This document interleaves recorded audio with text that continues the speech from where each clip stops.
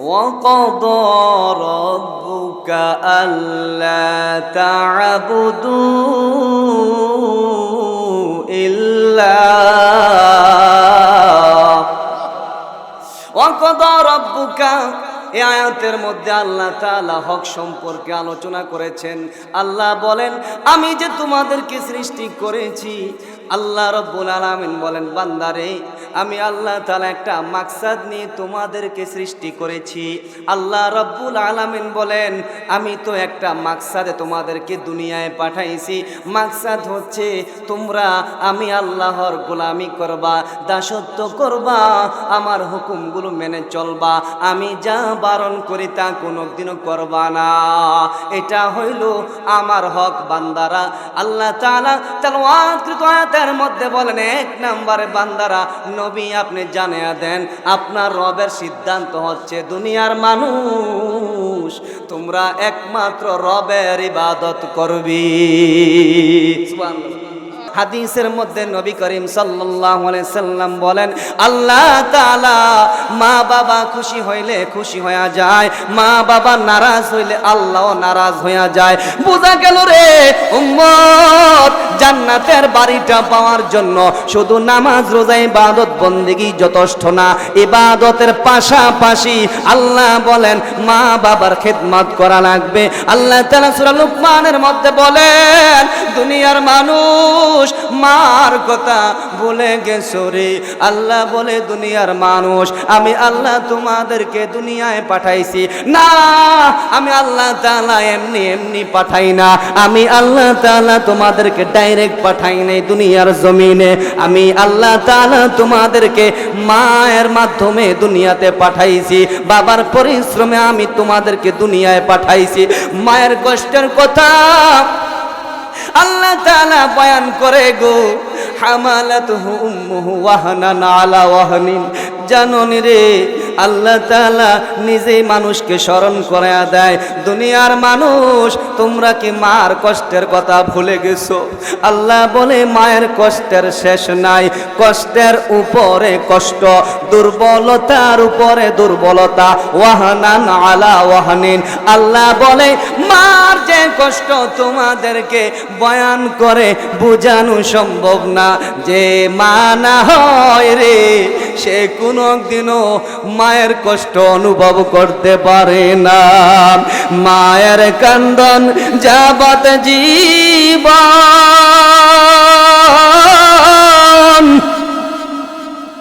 2-4 মাস বোনের কান্দন রে, ঘরের পরই বাইরের কান্দন কয়েকদিন পর থাকে না। দুঃখের দরদি আমার জনম দুঃখী মা, গর্ভধারিণী মা, জনম দুঃখিনী মা। দুঃখের দরদি আমার জনম দুঃখী মা, 10 মাস 10 দিন মায়ে গর্ভে দিছে ঠাই, রক্ত মাংস খাইয়া মায়ের ভবে আইলাম ভাই। ভূমিষ্ঠ হইয়া আমি উঠিলাম কান্দিয়া, শান্ত করিল মায়ের বুকের দুধ দিয়া। মায়ের সবের কালে বুক বেসে যায় নয়ন জলে রে, ও মা সন্তানের লইয়া কুলে ভুলে প্রসব যন্ত্রণা। দুঃখের দরদি আমার জনম দুঃখী মা। এই কালামে জিন্দা কোরআন হাকিম, হিকমতে লা ইয়াজাল সুতকাদিম, জামিউল ইলমি ফিল কোরআন হাকিম, তাকাসর আনহু আফহামুর রিজালি। জান্নাতের বাগানে বসেছি, নবীজির কথা। কোথায় বসেছি? ইয়াকিন আমার নাই, এই জন্য জান্নাতের মজা আমি পাই না। সাহাবীরা এরে আল্লাহর গোলাম, নবীজির কথার উপরে ইয়াকিন জমাইছেন, এজন্য দুনিয়ায় থাইকা আমল কইরা লাজ্জত পেয়েছেন, জান্নাতের ঘ্রাণ অনুভব করেছেন। এক সাহাবী মসজিদের মধ্যে বসে আছে, কিছু লোক খবর দেয়, ভাই এখানে আপনি বসে আছেন আর আপনার মহল্লায় আগুন লাগছে, ঘর বাড়ি পুইরা ছাই হয়ে গেছে, তাড়াতাড়ি যান, খবর নেন, বিবি কেমন আছে রে, সন্তান কেমন আছে, আপনি খবর নেওয়ার জন্য জলদি করে যান। সাহাবী ডাক দিয়া বলে, দুনিয়ার সব ঘর বাড়ি যদি আগুন লাগা পুরা যায়, আমার ইয়াকিন আছে, ঈমান আছে, আমার ঘর বাড়ি আগুন পোড়াইতে পারে না। সাহাবী কি বলে, আমার ইয়াকিন আছে, আমার ঘর পুড়তো না। মিয়া সবাই কয়, ওই মিয়া তুমি বসে বসে এখন ঈমানের কথা বলতেছো, ওদিক দিয়ে সব কিছু শেষ। বলে না, আমার ঈমানই যথেষ্ট, আমার ঈমানই বড়, এটা আমার সবচেয়ে বড় সম্পদ ঈমান। সুবহানাল্লাহ বলে, দেখি তোমার ঈমানের পাওয়ার কদ্দুর, আমরা দেখতে আসি, তুমি কো তোমার ঘর পড়ে নাই। সব মানুষগুলো মহল্লার দিকে রওনা হয়েছে।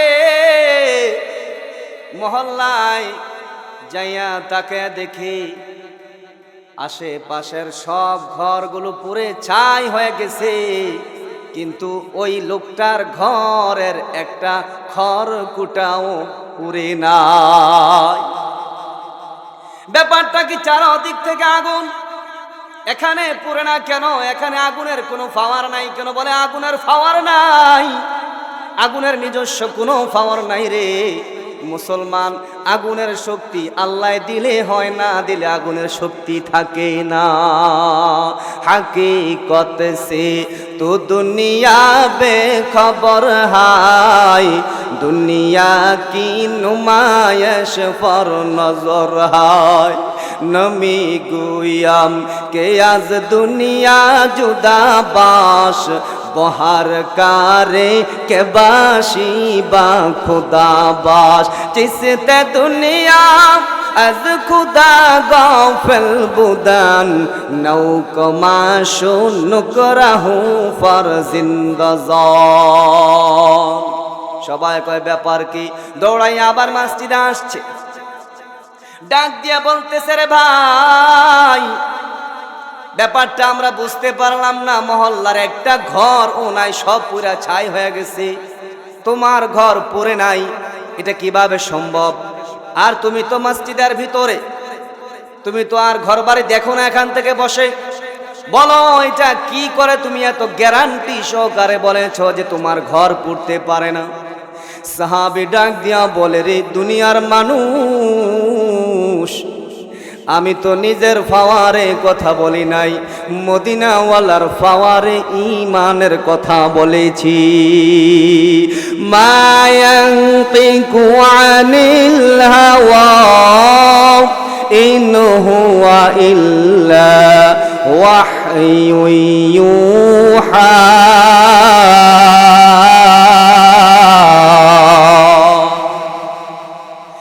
মদিনাওয়ালার পাওয়ারের কথা বলেছি রে। মদিনাওয়ালার নবী বলেছে, ফজর নামাজ পড়ে যদি একটা দোয়া সাহাবী পড়তে পারো, মদিনাওয়ালা গ্যারান্টি দিয়ে বলেছে, একবার দোয়াটা পড়লে সারা দিন আল্লাহ তাআলা তোমার জান মাল সব কিছুর হেফাজত করবে। নবীজি বলেছে, মাগরিবের সালাত আদায় করে দোয়াটা একবার পড়লে আল্লাহ তাআলা সারা রাত্র বান্দার জান মাল সব কিছুর হেফাজত করে।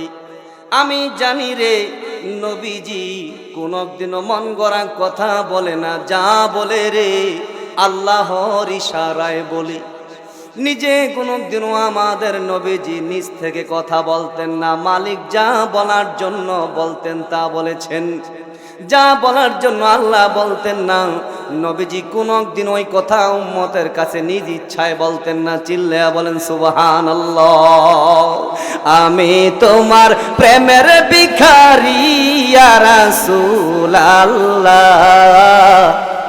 আমি তোমার প্রেমের ভিখারি ইয়া রাসূলুল্লাহ। বলেন ইয়া রাসূলুল্লাহ, ইয়া হাবিবাল্লাহ আমি তোমার প্রেমের ভিখারি ইয়া রাসূলাল্লাহ ইয়া রাসূলাল্লাহ ইয়া হাবিবাল্লাহ আমি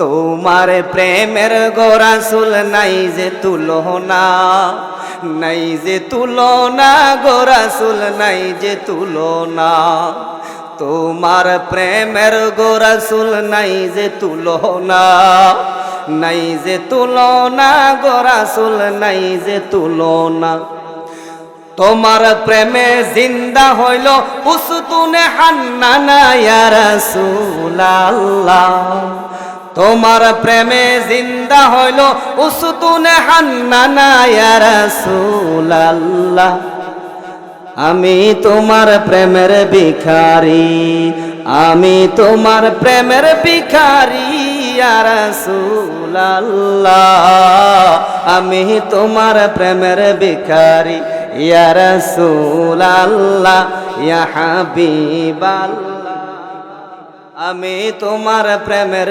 ভিখারি তোমার প্রেমেতে আমার কলিজায় আঙ্গার কলিজায় আঙ্গার গো রাসূল কলিজায় আঙ্গার দেখা দিয়ে শান্ত করো সাকিয়ে কাউসার ইয়া রাসূলাল্লাহ দেখা দিয়ে শান্ত করো সাকিয়ে কাউসার ইয়া রাসূলাল্লাহ আমি তোমার প্রেমের ভিখারি ইয়া রাসূলাল্লাহ ইয়া হাবিবাল্লাহ হিজাব উঠাও দেখাও ধন্য করো মুরে ধন্য কর মোরে রাসূল ধন্য কর মোরে হিজাব উঠাও দেখাও ধন্য কর মোরে ধন্য কর মোরে রাসূল ধন্য কর মোরে তোমার দিদার বিহনে পরাণ যে বাঁচে না ইয়া রাসূলাল্লাহ তোমার দিদার বিহনে পরাণ যে বাঁচে না ইয়া রাসূলাল্লাহ আমি তোমার প্রেমের ভিখারি ইয়া রাসূলাল্লাহ ইয়া হাবিবাল্লাহ আমি তোমার প্রেমের ভিখারি চিল্লে বলেন একবার আল্লাহু আকবার সাহাবী ডাক দিয়ে বলে রে দুনিয়ার মানুষ আমি তো নিজ ক্ষমতায় কথা বলি নাই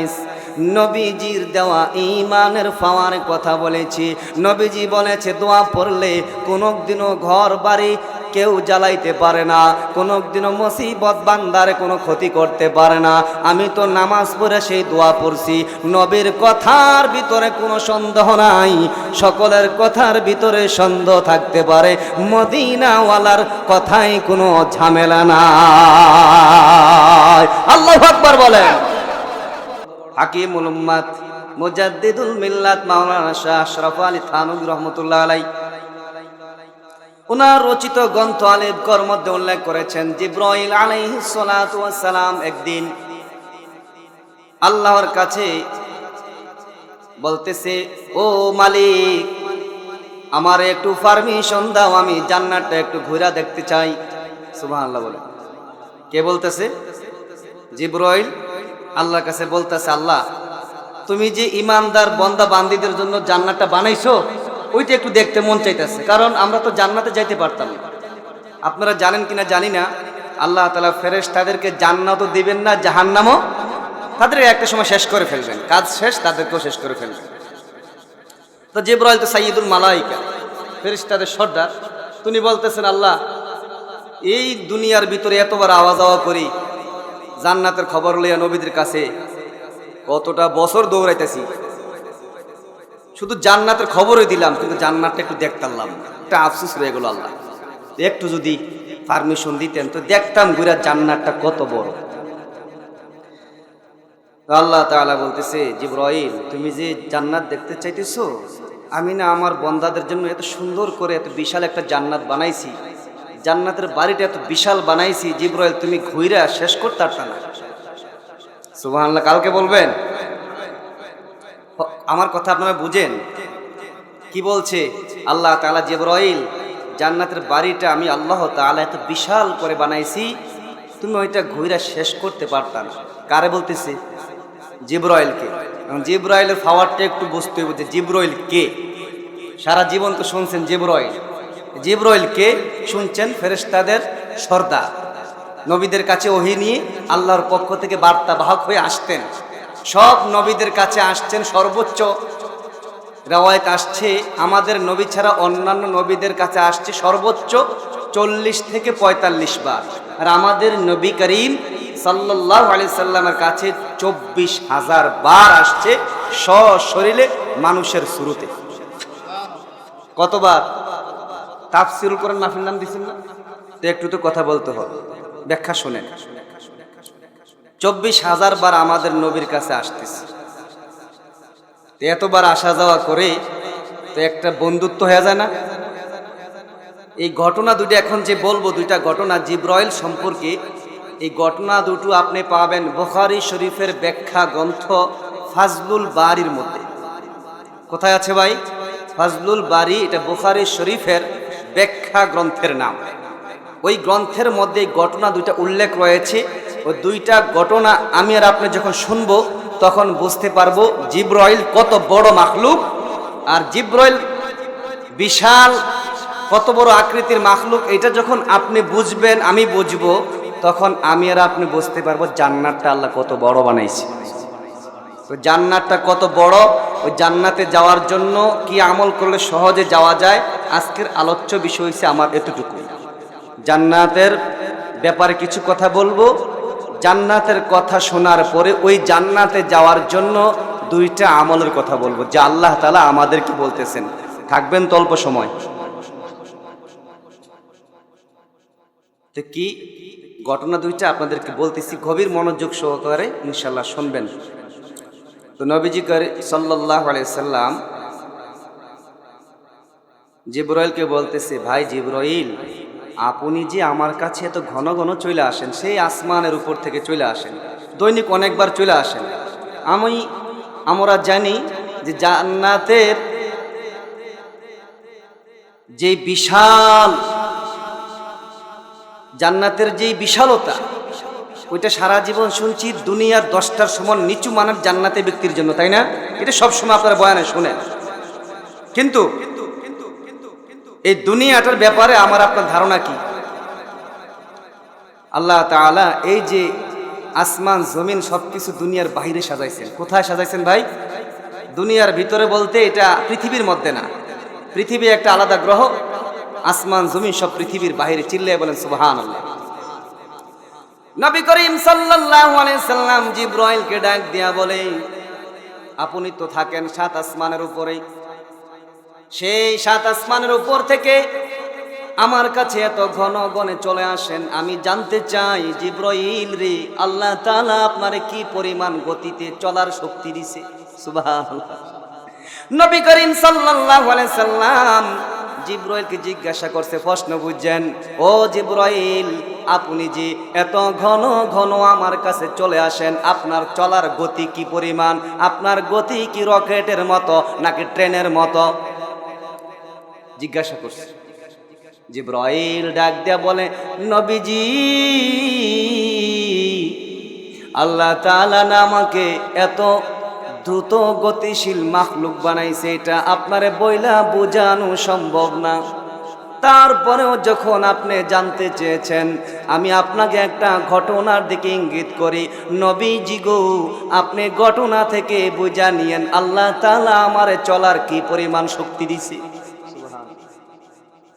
জিবরাইল ডাক দিয়ে বলে, পয়গম্বর, আপনার ভাই ইউসুফ, শিশু নবী ইউসুফ, ওই সময় নবী হন নাই আলাইহিস সালাতু ওয়াস সালাম। প্রথম ঘটনা শোনাইতেছি। ইউসুফ আলাইহিস সালাতু ওয়াস সালামকে বাবা ইয়াকুব আলাইহিস সালাতু ওয়াস সালাম অনেক মায়া করে, মহাব্বত করে গো নবীজি। 10 সৎ ভাই সহ্য করতে পারে নাই, হিংসায় আগুনে জ্বলা পোড়া ছাই হয়ে গেছে। 10 ভাই চিন্তা করলো, বাবার আদর যদি আমরা পেতে চাই তাহলে ইউসুফকে বাবার নজর থেকে আলাদা করতে হবে, দূর করতে হবে। চলো আমরা একটা প্ল্যান করি, ইউসুফকে কিভাবে আব্বার নজর থেকে দূর করা যায়। নবীজি 10 বাই ছলে বলে কৌশলে ইয়াকুব আলাইহিস সালাতু ওয়াস সালাম বাবাকে বুঝাইয়া সন্তান ইউসুফকে নিয়ে গেল জঙ্গলে খেলার নাম দিয়া। আসলে খেলার জন্য নেয় নাই, ইউসুফ পয়গাম্বরকে হত্যা করার জন্য নিয়ে গেছি। দুনিয়ার মুসলমান গো, একটু আগেই বলেছিলাম আমি আর আপনি যা চাই রে তা হয় না, মালিক যা চাই তাই হয়। 10 ভাই পরামর্শ করলো আমরা ডাইরেক্ট আমাদের ভাইকে মারবো না। ইউসুফ পয়গাম্বর অনেক সুন্দর ছিলেন, অনেক সুন্দর ছিলেন, এজন্য তারা ডাইরেক্ট মারতে মন চাইতেছে না। বলে একটা কাজ করি, আমরা দূরে কোথাও পরিত্যক্ত জায়গায় ফেলে দিয়ে যাই। এমনি থাকলে বাঘে কিংবা কোনো জানোয়ার খেয়ে ফেলবে, কিংবা থাইকা না খেয়ে খেয়ে তৃষ্ণার কারণে মৃত্যুবরণ করবে। আমরা ডাইরেক্ট হত্যা করব না। পরামর্শ করে তালাশ করলো কি করা যায়। নবীজি গো শেষ পর্যন্ত জঙ্গলের এক জায়গায় পরিত্যক্ত একটা কূপ পেয়ে গেল। নবীজি ওই কূপের নিকটে ইউসুফ পয়গাম্বরকে ভাইয়েরা মিলে নিয়ে চলে গেল। সকলে সিদ্ধান্ত মোতাবেক কূপের ভিতরে ফেলে দেওয়ার সিদ্ধান্ত নেয়। এক পর্যায়ে ভাইয়েরা ইউসুফ পয়গাম্বরের জামা কাপড় খুলে পয়গাম্বরকে কূপের মুখে ছেড়ে দিয়েছে। নবীজি গো ইউসুফ পয়গাম্বরকে কূপে ছেড়ে দেওয়ার পর আল্লাহ তাআলা আমারে ডাক দিয়েছে। আমি ওই সময় 7 আসমানে সিদরাতুল মুনতাহার পাশে কোনো এক কাজে ব্যস্ত ছিলাম। চিল্লায়া বলেন সুবহানাল্লাহ। নবী ইউসুফ পয়গাম্বরকে ভাইয়েরা কূপের মুখে নিয়ে ছাইরা দিছে। ছাইরা দিছে না দিব? ছাইরা দিছে। ছাইরা দেওয়ার পরে এরপরে আল্লাহ তাআলা আমার ডাক দিছে, জিবরাইল তুমি কোথায়? আমি ওই সময় 7 আসমানের উপরে সিদরাতুল মুনতাহার পাশে কোনো একটা কাজে ব্যস্ত। সুবহানাল্লাহ বলেন। কত দূরে 7 আসমানের উপরটা? এক আসমানের দূরত্ব আরেক আসমান পর্যন্ত ফাঁকা জায়গাটা 500 বছরের রাস্তা। আবার এক একটা আসমানের দূরত্ব হচ্ছে 500 বছরের রাস্তা। এইভাবে 7 আসমানের উপরে আমি সিদরাতুল মুনতাহার পাশে কোনো একটা কাজ করতেছিলাম। ওই সময় আমারে আল্লাহ ডাক দিয়ে বলতেছে, জিবরাইল কোথায় আছো রে? যাও যাও দুনিয়ায় তাড়াতাড়ি যাও রে। আমার বন্ধু ইউসুফকে ভাইরা দুশ্মনী করে কূপের মধ্যে ছেড়ে দিয়েছে। জিবরাইল রে, আমি আল্লাহ তাআলা চাই এত তাড়াতাড়ি আমার বন্ধুর পায়ের নিচে তোমার পাখা বিছিয়ে দিবা, যেন আমার বন্ধুর 2টা পাও পানির মধ্যে না লাগে। মিয়া নেয়া শেখ মাশুকে রমজিস কিরমান কাতিবিরা হাম খবর নি। নবীজি গো আল্লাহ তাআলা আমাকে ডাক দিলেন। ইউসুফ পয়গাম্বরকে ছেড়ে দেওয়ার পরে আমি অনুমতি পাইলাম যে ইউসুফ পয়গাম্বরকে যাইয়া হেফাজত করতে হবে। চলে গেলাম দুনিয়ায়। দুনিয়ায় আইসা পৃথিবীতে আমি আইসা নবী গো আমি আমার একটা পাখা আপনার ভাই ইউসুফ পয়গাম্বরের পায়ের নিচে বিছিয়ে দিলাম। তখনও নবীর পাও পানিতে স্পর্শ করে না। खुदा वहदहू का नहीं है नज़ीर वही है अला कुल्ली शैइन कदीर वही है अला कुल्ली शैइन कदीर। जो कुछ कम करते हो या वो ताब ओ सब जानता है समीउ व बसीर ओ सब जानता है समीउ ওয়া বাসীর।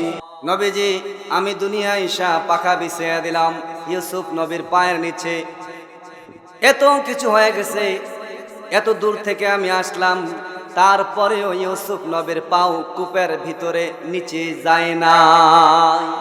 এবার বুঝা নেন নবীজি আমারে কি পরিমাণ চলার শক্তি দিয়েছে। এবার আপনি এখান থেকে অনুমান করেন। নবীজি ডাক দেয়া বলে, বুঝলাম ভাই জিব্রাইল, আল্লাহ তাআলা আপনার অনেক অনেক শক্তি দিছে, যেটা অনুমান করা যায়, যেটা হিসাব করা যায় না। আল্লাহ তাআলা আপনারে অনেক অনেক বেশি শক্তি দান করছে চলার। জিব্রাইল ডাক দেয়া বলে, নবীজি আল্লাহ তাআলা আমাকে এত শক্তি দিয়েছে যেটা আমি আপনাকে হিসাব করে বলতে পারি না। ঘটনা থেকে যতটুকু বুঝেছেন অতটুকুই আমার গতির পরিচয়, এর চাইতে বেশি দিতে পারবো না। নবীজি বললেন, আর দিতে হবে না, বুঝতে পারছি। জিব্রাইল আজকে তোমার কাছে আমার একটা আবদার আছে, পূরণ করতে হবে।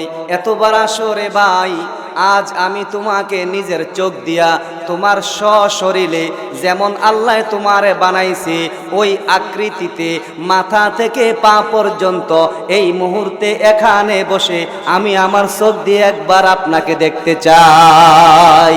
দ্বিতীয়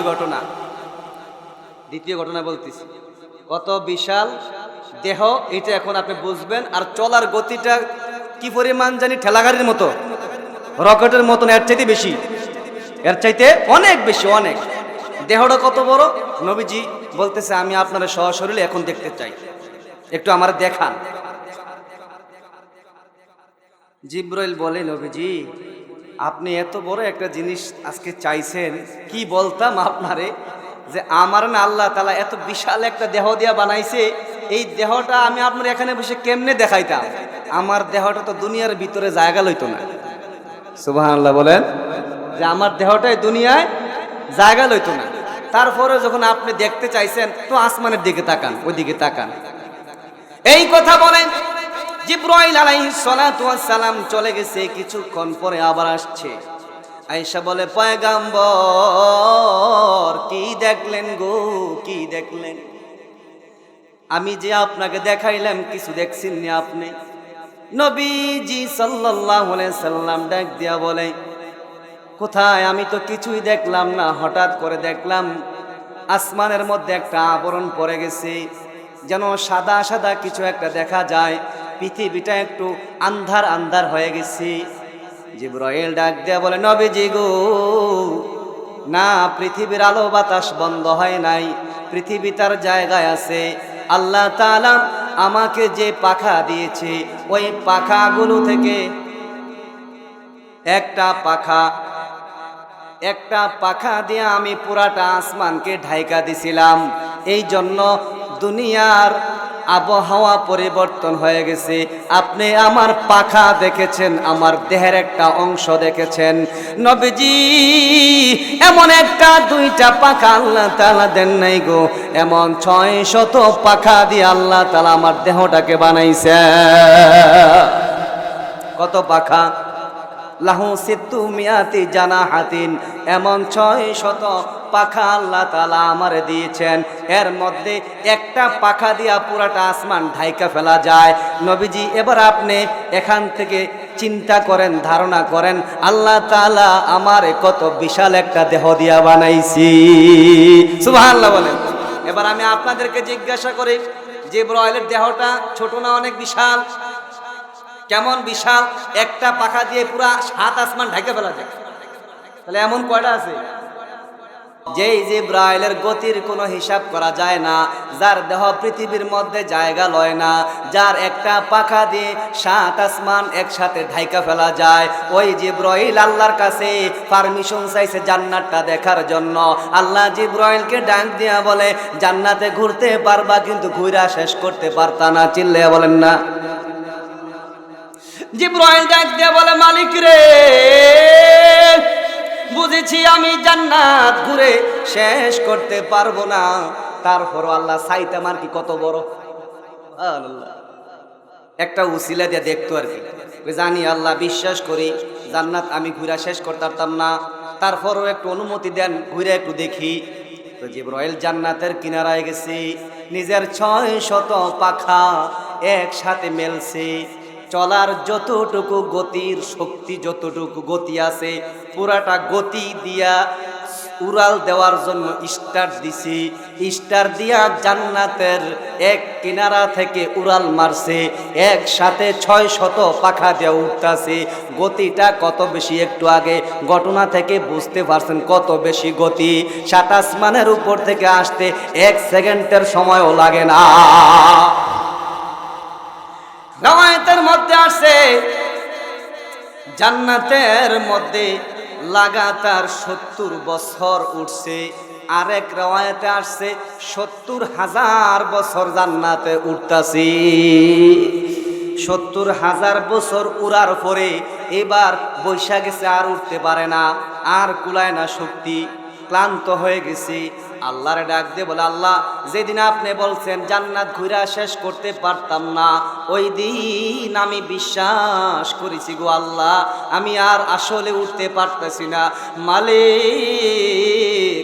তারপরও আল্লাহ জান্নাতটা ঘুরলাম, এই যে এতটা বছর উড়াল মাইরা মাইরা জান্নাতে ঘুরলাম, আজকে তোমার কাছে আমি এই মুহূর্তে জানতে চাই 70,000 বছর উড়াল দিয়া জান্নাতের কতটুকু পিছনে রাইখা আসছি, আর সামনে কতটুকু জায়গা বাকি আছে। প্রশ্ন বুঝছেননি? জিবরাইল আল্লাহরে কি কয়, আল্লাহ এত বছর উঠছি, একটু যদি কইতেন আর কি, জান্নাতের কুদ্দুর উড়াল ভাইরা শেষ করছি, আর সামনে কুদ্দুর জায়গা বাকি আছে। বাংলা ভাষা কইলাম, পিছনে কতটুকু জায়গা আছে আর সামনে কতটুকু আছে, এলো শুদ্ধ ভাষা। আমরা কোনটা বুঝছেন? দুইটা বুঝছেননি? আল্লাহ বলে, মিয়া তোমার এইটাও জানতে ইচ্ছে হইতেছে যে কুদ্দুর উড়াল দিছ, কতটুকু জায়গা পিছনে রাখছে, জানতে মন চাই, হিসাব নিবা? আচ্ছা হিসাব নাও। তো আল্লাহ তাআলা জিবরাইলকে জিজ্ঞাসা করে, জিবরাইল 70,000 বছর উড়াল দিয়া জান্নাতের কয়টা ফিলার পাইছো? সুবহানাল্লাহ।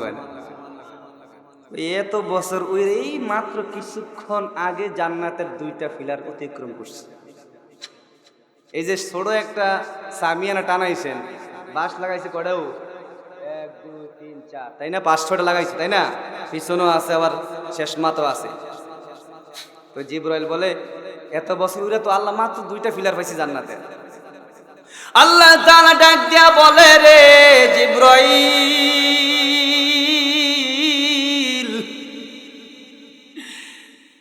তুমি মাত্র 2টা ফিলার অতিক্রম করেছ। জিবরাইল রে, আমি আমার নেককার বান্দা বান্দীদের জন্য, নামাজীদের জন্য, নবীজির আশিকদের জন্য, কোরআনকে মহাব্বত করে যারা, তাদের জন্য, যারা সুন্নাত মোতাবেক জীবন যাপন করে তাদের জন্য, যারা গান শোনে না, যারা হারাম খায় না, সুদ খায় না, ঘুষ খায় না, মানুষের ক্ষেত জোর করে দখল করে না, চাঁদাবাজি করে না, টেন্ডারবাজি করে না, কথা বলেন ঠিক কিনা?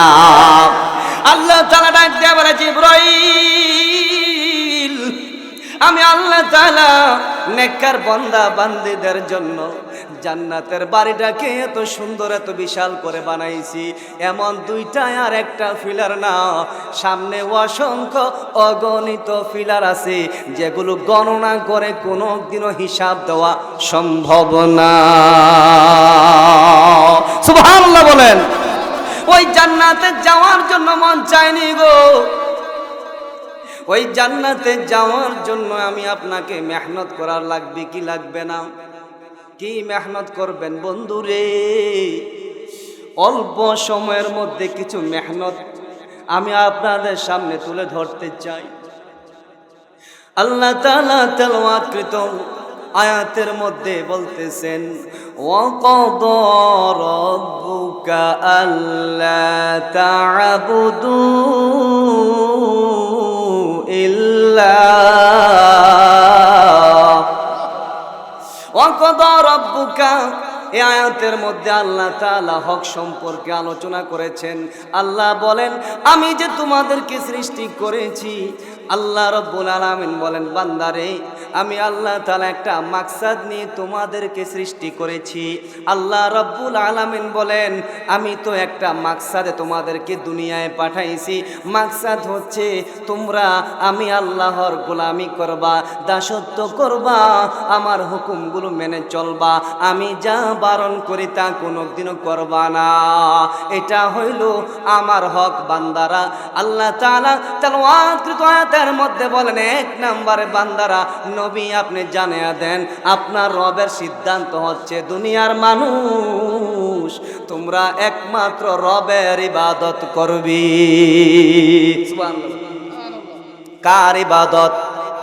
রবের। কার ইবাদত? রবকে চিনেননি? রব আলহামদুলিল্লাহি রাব্বিল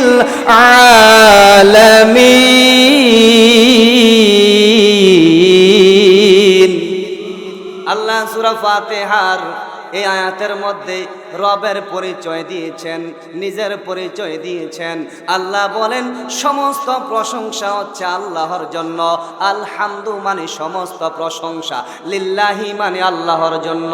আল্লাহ বলেন আল্লাহকে জানুনি রে দুনিয়ার মানুষ, আল্লাহ হচ্ছেন ওই সত্তা যিনি রব্বিল আলামিন, যিনি আসমান জমিন সব কিছুর সব জগতের রব, যিনি তিনি হচ্ছেন আল্লাহ।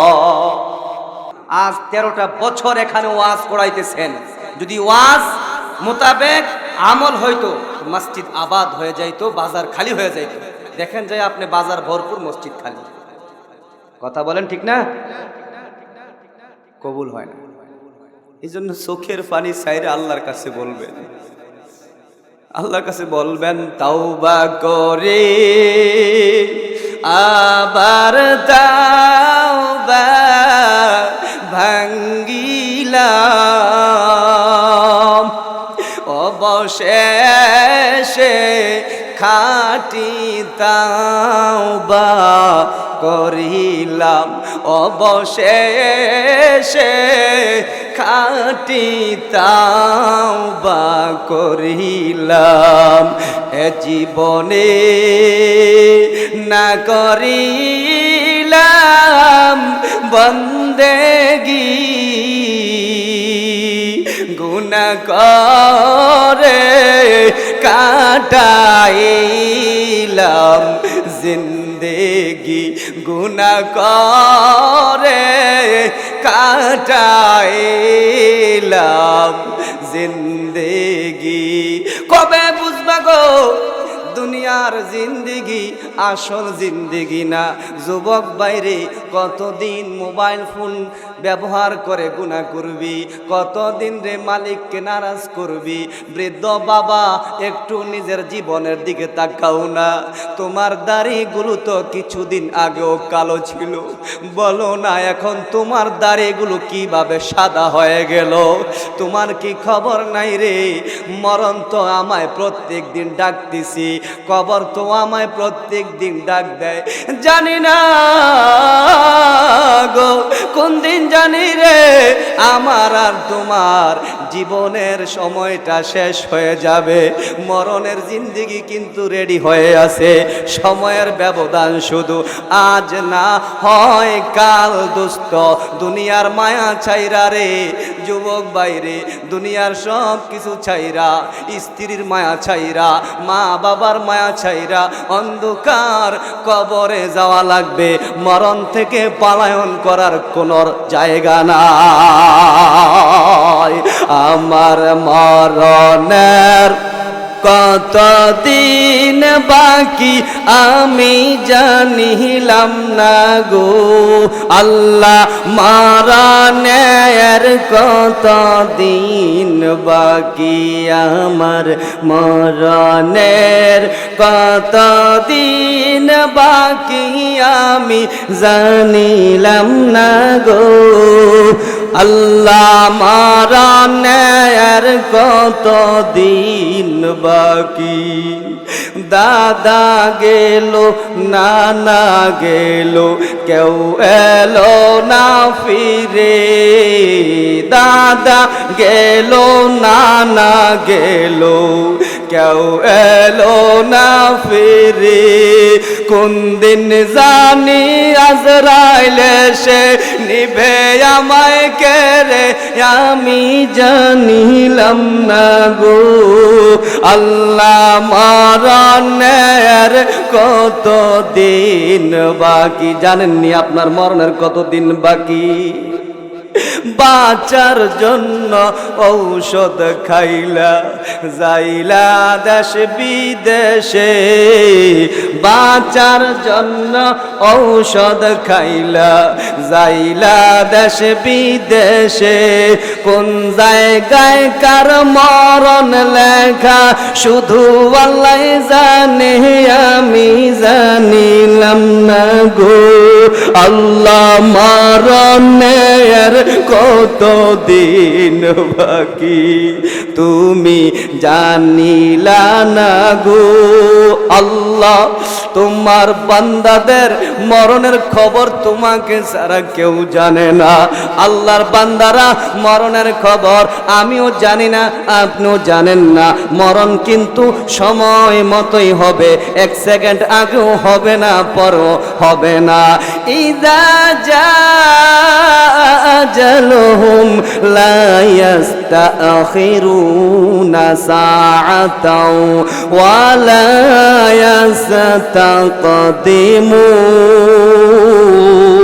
ইস্তাকদিমুন। মরণের তারিখ জানা নাই, এজন্য সময় থাকতে তওবা করে আমল করতে হবে। আমল ছাড়া জান্নাতে যাওয়ার কোনো রাস্তা নাই। খাজা বাবার মুরিদ হইয়া ঢোল তবলা বাজাইয়া মারেফতের স্লোগান দিয়া জান্নাতে যাওয়া যায় না, ইবলিশের বন্ধু হইয়া জাহান্নামের যাত্রী হওয়া লাগে। আল্লাহ তাআলা বলে, নবীজি এটা আপনার উম্মতকে জানায়া দেন যে আপনার রবের সিদ্ধান্ত হচ্ছে আল্লাহ তা'বুদু ইল্লা ইয়্যাহ, রব ছাড়া কারো ইবাদত করা যাবে না, কারো গোলামি করা যাবে না, সুযোগ নাই। একমাত্র গোলামি করবেন কার? চিল্লে বলেন কার?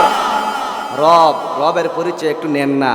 আচ্ছা মানুষ বলো দেখি রাত্র কেন কালো, সূর্য বলো কোথায় হতে পাইল এত আলো, আরে ফুলগুলো নানান রঙের কেমন করে হয়, পাতাগুলো সবুজ বটে ফুলের মতো নয়, দুধ কেন এত সাদা মরিচ কেন ঝাল, দুধ কেন এত সাদা মরিচ কেন ঝাল, আমগুলো পাকলে বলো কেমনে হয় তা লাল। আবার পশু পাখি কয় না কথা, মানুষ কেন কয় বলো বলো ওহে মানুষ এমন কেমন করে হয়, ভাবি সবই মহান প্রভুর দান, নত শিরে সেজদা করো ওহে মুসলমান। আর ডিমগুলো একই রকম, পার্থক্য নাই মোটে, তবে সাদা কালো বাচ্চাগুলো কেমন করে ফোটে।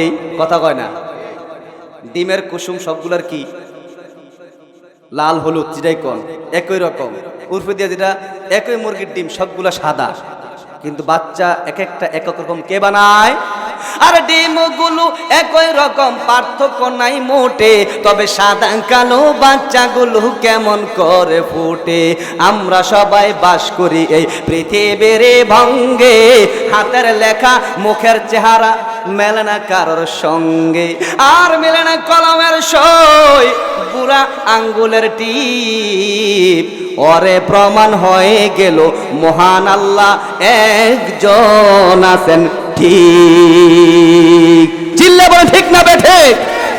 রব আসেনি, তাহলে ইবাদত করবেন কার? জোরে বলেন কার? এক নাম্বার হচ্ছে রবের গোলামি করা, এটা আল্লাহর হক। আল্লাহ আয়াতের শেষ অংশে বলেন, নবী আপনার উম্মতকে জানিয়ে দেন 2 নাম্বারে জান্নাত পাওয়ার জন্য আপনার উম্মতেরা যেন মা বাবার খেদমত করে। সুবহানাল্লাহ বলেন। 1 নাম্বারে আমার হক, 2 নাম্বারে মা বাবার হক।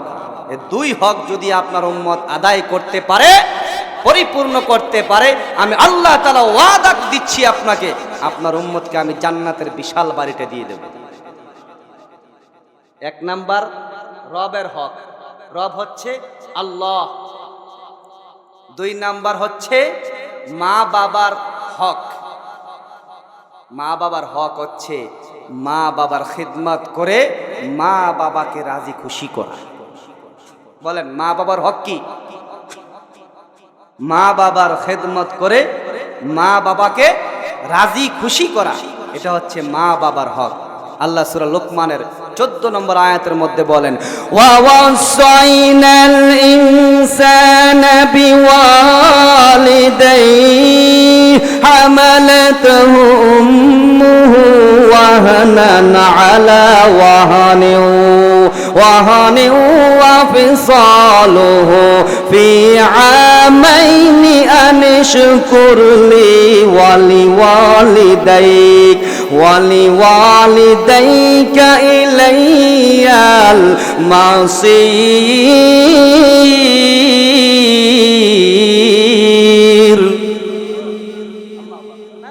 আল্লাহ ছাড়া কেউ বড় না, একমাত্র বড় কে? আল্লাহ তাআলা। আল্লাহ তাআলা ডাক দিয়ে বলেন, নবীজি আমি আপনার উম্মতের ব্যাপারে সিদ্ধান্ত নিয়েছি, মা বাবার খেদমত করলে জান্নাত দিব নয় দেব না। শুধু নামাজ পড়বা কিন্তু মারে কষ্ট দিবা, খাওন দিবা না, জান্নাত দিব না। আল্লাহ তাআলা ডাক দিয়া বলে, সব ইবাদত আমার ঠিকঠাক আছে কিন্তু মার হক ঠিক নাই। নবী আপনি জানিয়ে দেন, আমি আল্লাহ কিন্তু এই বান্দার প্রতি খুশি হই না। হযরতে আব্দুল্লাহ ইবনে আমর রাদিয়াল্লাহু তাআলা আনহু সাহাবী থেকে সহিহ ইবনে হিব্বানের বর্ণনা, হাদিসের মধ্যে নবী করিম সাল্লাল্লাহু আলাইহি সাল্লাম বলেন, আল্লাহ তাআলা মা বাবা খুশি হইলে খুশি হয়ে যায়, মা বাবা নারাজ হইলে আল্লাহও নারাজ হয়ে যায়। বোঝা গেল রে উম্মত, জান্নাতের বাড়িটা পাওয়ার জন্য শুধু নামাজ রোজা ইবাদত বন্দেগী যথেষ্ট না, ইবাদতের পাশাপাশি আল্লাহ বলেন মা বাবার খিদমত করা লাগবে। আল্লাহ তাআলা সূরা লুকমানের মধ্যে বলেন, দুনিয়ার মানুষ মার কথা ভুলে গেছো রে। আল্লাহ বলে, দুনিয়ার মানুষ আমি আল্লাহ তোমাদেরকে দুনিয়ায় পাঠাইছি না, আমি আল্লাহ তাআলা এমনি এমনি পাঠাই না। আমি আল্লাহ তাআলা তোমাদেরকে ডাইরেক্ট পাঠাই নাই দুনিয়ার জমিনে। আমি আল্লাহ তাআলা তোমাদেরকে মায়ের মাধ্যমে দুনিয়াতে পাঠাইছি, বাবার পরিশ্রমে আমি তোমাদেরকে দুনিয়ায় পাঠাইছি। মায়ের কষ্টের কথা আল্লাহ তাআলা বয়ান করে গো, হামালাতুহু উম্মুহু ওয়াহানান আলা ওয়াহানিন। জাননি রে, আল্লাহ তাআলা নিজেই মানুষকে স্মরণ করায়া দেয়, দুনিয়ার মানুষ তোমরা কি মার কষ্টের কথা ভুলে গেছো? আল্লাহ বলে মায়ের কষ্টের শেষ নাই, কষ্টের উপরে কষ্ট, দুর্বলতার উপরে দুর্বলতা, ওয়াহানান আলা ওয়াহানিন। আল্লাহ বলে মার যে কষ্ট তোমাদেরকে বয়ান করে বোঝানো সম্ভব না। যে মা না হয় রে, সে কোনদিনও মায়ের কষ্ট অনুভব করতে পারে না। মায়ের কান্দন যাবত জীবন,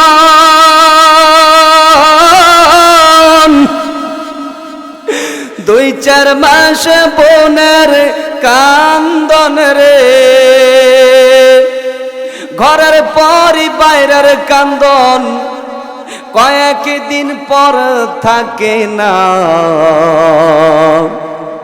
দুঃখের দরদি আমার জনম দুঃখী মা, গর্ভধারিণী মা, জনম দুঃখিনী মা। দুঃখের দরদি আমার জনম দুঃখী মা, 10 মাস 10 দিন মায়ে গর্ভে দিছে ঠাই, রক্ত মাংস খাইয়া মায়ের ভবে আইলাম ভাই। ভূমিষ্ঠ হইয়া আমি উঠিলাম কান্দিয়া, শান্ত করিল মায়ের বুকের দুধ দিয়া। মায়ের সবের কালে বুক বেসে যায় নয়ন জলে রে, ও মা সন্তানের লইয়া কোলে ভুলে প্রসব যন্ত্রণা। দুঃখের দরদি আমার জনম দুঃখী মা, গর্ভধারিণী মা, জনম দুঃখিনী মা, দুঃখের দরদি আমার জনম দুঃখী মা। ল্যাংরায়া তুরকানা খোরা হইলে পরে ছেলে, ধুলা যায়রা তবু মায়ে টান দিয়া লয় কোলে। পুত্র যদি কুপুত্র হয় মায়ে নাহি ফেলে, হাজার দোষ করিয়া গোপন মায়ে তবু ফালে। নাজমুল হাসান ভেবে বলে জান্নাত মায়ের শরণ তলে রে।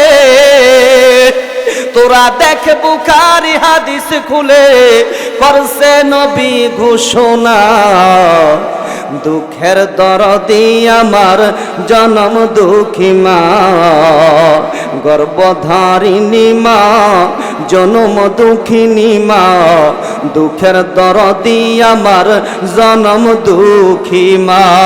আল্লাহ রাব্বুল আলামিন ডাক দিয়া বলে, নবীজি আপনি আপনার উম্মতকে একটু স্মরণ করায়া দেন, মায়ের কষ্টের কোনো তুলনা নাই, মায়ের কষ্টের কোনো শেষ নাই। এজন্য আমি আল্লাহ তাআলা আদেশ করতেছি, আমার শুকরিয়া আদায় করার পাশাপাশি মার শুকরিয়া আদায় করতে হবে, বাবার শুকরিয়া আদায় করতে হবে। শুকর গুজার হইলেই আমি আল্লাহ তাআলা আপনাকে ওয়াদা দিতেছি, আপনার উম্মতকে জান্নাতের বিশাল বাড়িটা দিয়ে দেব। যারা আল্লাহর দেওয়ানা নবীর আশিক, তাদেরকে দুনিয়ার কোনো পরাশক্তি তাদের ঈমান থেকে এক বিন্দু পিছনে নিতে পারে না। চিল্লে বলেন ঠিক কিনা? শীত মাহফিলে আসতে বাধা দিতে পারে না, ঠান্ডা পানি দিয়ে ওযু বানিয়ে নামাজ পড়তে ঈমানদারের ঈমানকে কেউ দাবায় রাখতে পারে না। ঈমানদার একমাত্র আল্লাহর উপরে ভরসা করে। কথা বলেন ঠিক কিনা? আমার ভাইরা বলতেছিলাম, আল্লাহ সূরা বনী ইসরাঈল 23 নম্বর আয়াতের মধ্যে বলেছেন, জান্নাত পাওয়ার জন্য দুইটা হক আপনার উম্মতকে পরিপূর্ণ করতে হবে। এক নাম্বার হক হচ্ছে আমি রবের ইবাদত করবে, দুনিয়ার আর কারো গোলামি করতে পারবে না, দুনিয়ার আর কারো দাসত্ব করতে পারবে না। দুই নাম্বার হক হচ্ছে নবী গো আপনার উম্মতকে জানায় দেন মা বাবার হকটা পরিপূর্ণ করে দিতে হবে। ওয়াজ খতম। মা বাবার হক, আল্লাহর হক, দুই হক যদি পরিপূর্ণ করে আমি আল্লাহ তাআলা ওয়াদা দিচ্ছি আপনার উম্মতকে জান্নাতের বিশাল বাড়ির মালিক বানায় দেব। মা বাবার খেদমত এমন একটা দামি ইবাদত, মা বাবার খেদমত ছাড়া জান্নাত পাওয়া যাবে না, আল্লাহর হুকুম। এজন্য মা বাবার খেদমত করা লাগবে। কার ওয়াদা এটা? আল্লাহর তো আদেশ, মা বাবার খেদমত করতে হবে। শুধু খেদমত করলেই হবে না, এমন খেদমত করতে হবে যেন মা আমার প্রতি রাজি খুশি হইয়া যায়, যেন আব্বা আমার প্রতি রাজি খুশি হয়ে যায়। কেমন খেদমত করবেন রে? একটা দৃষ্টান্ত দিয়ে অল্প সময়ে বিদায় নেব। বন্ধুরা গো, বাইজিদ বুস্তামি রহমতুল্লাহ আলাই যেভাবে মায়ের খেদমত কইরা দোয়া নিছে, ওইভাবে আমি আপনাকে খেদমত করতে হবে। বাইজিদ বুস্তামি ছোটবেলায় মায়ের গর্ভে থাকা অবস্থায় বাইজিদ বুস্তামির বাবার ইন্তেকাল হয়ে যায়। বাবা হারা বাইজিদ দুনিয়াতে আগমন করলেন। মা জননী বাইজিদকে দেখা আল্লাহর কাছে দোয়া করছে, দয়ার মালিক আমার বাইজিদের বাবা নাই গো, আল্লাহ গো বাবা থাকলে বাইজিদকে মানুষের মতো মানুষ করতো, মাদ্রাসায় পড়াইতো, হাফেজ বানাইতো, আলেম বানাইতো। আল্লাহ আমি মা হয়ে গো তোমার কাছে আজ একটা প্রার্থনা জানাইতেছি। আল্লাহ বাইজিদের তো বাবা নাই, আমি তার জন্য সব কিছু, যতদিন না বাইজিদকে আলেম বানাইতে পারবো, হাফেজ বানাইতে পারবো, আল্লাহ তোমার ওলিদের মতো বানাইতে পারবো, ততদিন গো আমি মাকে মরণ দিও না। বাইজিদ বুস্তামের মা মানুষের বাড়িতে কাজ কইরা গো, মানুষের বাড়িতে কামলা দিয়া টাকা পয়সা গোছায় বাইজিদকে মাদ্রাসায় ভর্তি করাইবে। আর মা জননী ছোটবেলা থেকে বাইজিদকে দিন শিখায় না। বাবা আমাদের অনেক বড় একটা ভুল হচ্ছে, আমরা গাছ লাগাই গো, কিন্তু গাছের কোনো খেদমত আমরা করি না। আল্লাহ সন্তান দিয়েছে, আপনাকে দিয়েছে, আমাকে দিয়েছে, আমরা সন্তান পাইছি, কিন্তু সন্তান দ্বারে মানুষের মতো মানুষ করি না বাবা। এই জন্য সন্তান বড় হইয়া আমার খেদমত করে না, মা বাবার খেদমত করে না। বাইজিদের মা বাইজিদকে বাবা না থাকার পরেও শুধু দোয়া করে নাই, বাইজিদকে মানুষ করার জন্য মানুষের বাড়িতে কাজের মেয়ে হয়ে কাজ করছে। বাইজিদকে দিন শিখায় গো, কেমন দিন শিক্ষা দিয়েছে। একদিন ঘুমের রজনীতে বাইজিদ বুস্তামির মা পানির তৃষ্ণা পাইছে, ডাক দেয়া বলে, বাবা বাইজিদ রে, মার পানির তৃষ্ণা লাগছে, আব্বা গো মার জন্য এক গ্লাস পানি নিয়ে আসো। মুসলমান ইমানদার গো, আগের জামানায় অহরহ পানি ছিল না। বাইজিদ পানি তালাশ কইরা মায়ের জন্য পানি নিয়ে আইসা দেখে মা জননীর দুইটা চোখ লাগা গেছে। মাকে ডাক দিলে মার কষ্ট হবে, কাঁচা ঘুম ভেঙে যাবে। এই জন্য বাইজিদ, ছোট বাইজিদ মাকে ডাক দেয় না। মুসলমান ইমানদার গো, সারাটা রাত্র মায়ের বালিশের কিনারায় পানির গ্লাস হাতে নিয়ে বাইজিদ বুস্তামি দাঁড়াইয়া রইছি। বাইজিদ বুস্তামি রহমতুল্লাহ আলাই সারা রাত্র প্রচণ্ড শীতের মধ্যে দাঁড়ানো। হঠাৎ করে মা জননী আবার পানি পান করার জন্য বাইজিদকে ডাক দিছে। সঙ্গে সঙ্গে ছোট বাইজিদ পানির গ্লাসটা মার হাতে তুলে দিছে। মা পানি পান করছে, ডাক দেয়া বলে, আব্বা এত রাত্রে এত তাড়াতাড়ি করে গো, তুমি কিভাবে পানি মায়ের জন্য নিয়ে আসলা? বাইজিদ ডাক দেয়া বলে, মা গো রাত্রের শুরু ভাগে আপনার একবার ঘুম ভাঙছিল, পানি পান করার জন্য আপনি ডাক দিয়েছেন, পানি নিয়ে আইসা দেখি মা আপনার চোখ দুইটা লাইগা গেছে, ডাক দিই নাই আপনার কষ্ট হবে। ওই দিন বাইজিদের মা দুইটা হাত তুইলা বাইজিদ বুস্তামির জন্য আল্লাহর দরবারে দোয়া করছে, দয়ার মালিক আমার বাইজিদকে দেওয়ার মতো আমি মার কাছে কিছু নাই। আল্লাহ গো আমি মা হইয়া গো তোমার কাছে নিশিরাতে বাইজিদের জন্য হাত বাড়াইছি। আল্লাহ তাআলা আমার বাইজিদকে আল্লাহ আমার হাতের উসিলায় জামানার কুতুব বানাইয়া দাও। একটি গ্লাস পানির ফলে বাইজিদের কোলে তোলে হাত তোলে মা বলে বাইজিদকে ওয়ালি বানাও। মায়ের দোয়া লও হে মুমিন, মায়ের দোয়া লও, বলেন মায়ের দোয়া লও হে মুমিন, মায়ের দোয়া লও। বিপদে পড়বে না তুমি যখন যেথায় যাও, বিপদে পড়বে না তুমি যখন যেথায় যাও।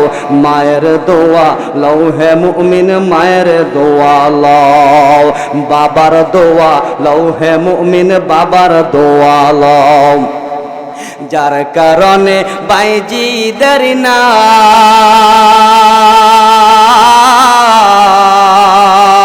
ছড়িয়েছে বিশ্ব ভুবন। ছোট্ট শিশু বাইজিদের মতন সবাই হও, ছোট্ট শিশু বাইজিদের মতন সবাই হও। মায়ের দোয়া লও হে মুমিন, মায়ের দোয়া লও। বাবার দোয়া লও হে মুমিন, বাবার দোয়া লও। বিপদে পড়বে না তুমি যখন যেথায় যাও, বিপদে পড়বে না তুমি যখন যেথায় যাও। বাবার দোয়া লও হে মুমিন, বাবার দোয়া লও। মায়ের দোয়া লও হে মুমিন, মায়ের দোয়া লও। আল্লাহ তাআলা আমাদের সকলকে মা বাবার খেদমত করে আল্লাহর হুকুম পালন করে পরিপূর্ণ ইবাদত বন্দেগী করে জান্নাতের বাড়ির মালিক হয়ে দুনিয়া থেকে বিদায় হওয়ার তৌফিক দান করেন। আমিন।